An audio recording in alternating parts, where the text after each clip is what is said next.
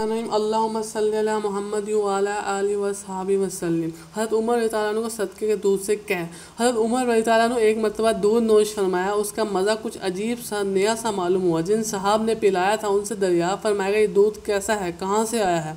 उन्होंने अर्ज़ किया कि फ़लाँ जंगल में सदक़े का ऊँट चरा रहे थे कि मैंने वहाँ गया तो उन लोगों ने दूध निकाला जिसमें से मुझे भी दिया। हज़रत उमर रज़ियल्लाहु अन्हु ने मुँह में हाथ डाला, सारा का सारा कह फरमा दिया। फ़ायदा इन हज़रात का इसको हमेशा फ़िक्र रहता था कि मुश्तबा माल भी बदन का जुज़ा ना बने, चाहे कि बिल्कुल हराम जैसा हो कि हमारा इस ज़माने में शाया हो गया। अबू बकर सिद्दीक़ रज़ियल्लाहु अन्हु का बाग वफ़ कर देना। इब्ने सीरीन रज़ियल्लाहु अन्हु कहते हैं कि हज़रत अबू बकर सिद्दीक़ रज़ियल्लाहु अन्हु जब वफ़ात का वक्त करीब आया तो आप रज़ियल्लाहु अन्हु ने हज़रत आयशा रज़ियल्लाहु अन्हा से फरमाया कि मेरा दिल नहीं चाहता कि बैतुल माल से कुछ लूँ, मगर उमर रज़ियल्लाहु अन्हु ना माने कि दिक्कत होगी और तुम्हारी तिजारत की मशगूली से मुसलमान का हर्ज होगा। इस मजबूरी से मुझे लेना पड़ा, इसलिए अब मेरा फ़लाँ बाग इसके ओज़ में दे दिया जाए। जब हज़रत बकर सिद्दीक़ का विसाल हो गया तो हज़रत आयशा रज़ियल्लाहु अन्हा ने हज़रत उमर रज़ियल्लाहु अन्हु के पास आदमी भेजा और वालिद की वसीयत के मुवाफ़िक बाग दे दिया। हज़रत उमर रज़ियल्लाहु अन्हु ने फरमाया, अल्लाह ताला शान ने तुम्हारे बाप पर रहम फरमाया। उन्होंने ये चाहा कि किसी को लब कुताई का मौका ही ना दे। फ़ायदा गौर करने की बात यह है कि अव्वल तो वो मकदार ही क्या थी जो हज़रत अबू बकर सिद्दीक़ ने ली, इसके बाद लेना भी अहले इराक़ के इसरार पर था। वो मुसलमान की नफ़ा की वजह से इसमें जितनी मुमकिन से मुख्तलिफ़ एहतियात हो सकती थी, इसका अंदाज़ा किस्सा बात इनसे मालूम हो गया।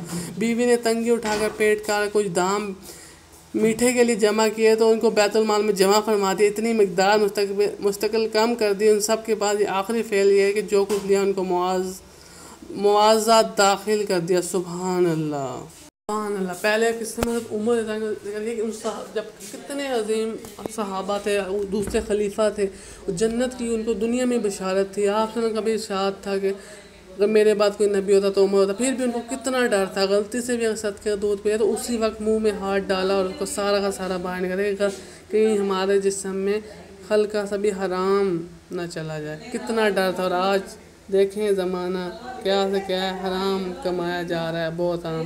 कोशिश करें इससे बचे। दूसरे वाक़या के हज़रत अबू बकर सिद्दीक़ रज़ियल्लाहु अन्हु भी ऐसे ही पहले खलीफा हैं। आप सल्लल्लाहु अलैहि वसल्लम के विसाल के बाद इनके खलीफा का दौर आया तो इन्होंने अपने बैतुल माल से कभी भी एक्स्ट्रा पैसे नहीं लिए। एक दफ़ा इनकी बीवी ने पैसे जमा किए थे मीठे के लिए, तो इनको पता चला तो उन्होंने वो पैसे वापसी जमा करवाया कि हमारे पास कुछ पैसे ज़्यादा आ गए थे जिसकी वजह से जमा हो रहे हैं, आप हमारा बैतुल माल से वजीफ़ा कम कर दें।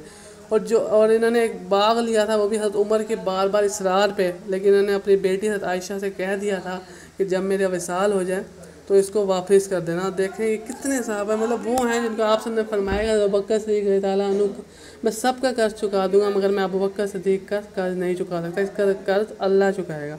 हम सबको अल्लाह जो मतलब नेक होंगे, मुत्तकी होंगे, अल्लाह अपना दीदार आम करवाएगा। हज़रत अबू बकर सिद्दीक़ रज़ियल्लाहु अन्हु को दीदार ख़ास कराया जाएगा।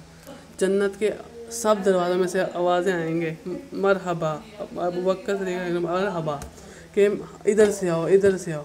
कितने अजीम साहब हैं इन्होंने, लेकिन फिर भी उनको कितना डर था कि कहीं सदक़े का माल ना रह जाए, तो कहीं कोई मैं एक्स्ट्रा पैसे या कोई बाग लेके ना चला जाओ। फ़ौरन उन्होंने वापसी कर दिया। ऐसे कोई अमानत आती है उसको भी फ़ौरन वापसी कर देते हैं।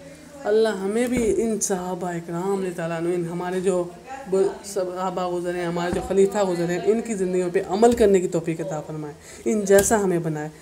अगर हम इन जैसा बन गए, ये आप सल्लल्लाहु अलैहि वसल्लम ने कहा मेरा कोई भी सहाबा सितारे की मानंद है, अगर तुम उसके पीछे चलोगे फलाह पा जाओगे। तो किसी के भी पीछे चलो, ये सब आप सल्लल्लाहु अलैहि वसल्लम के ही पैरोकार हैं। और हम इनके पीछे किसी के पीछे चलेंगे, हम आप सल्लल्लाहु अलैहि वसल्लम की ज़िंदगी भी अमल करेंगे और इसी में हमारी कामयाबी है। अल्लाह हमें जो सुनना पड़ा कि अमल की तौफ़ीक़ दे और इनकी ज़िंदगियों पे अमल करने की तौफ़ीक़ दे, और इसको जो पढ़ा इसको आगे पहुँचाएँ।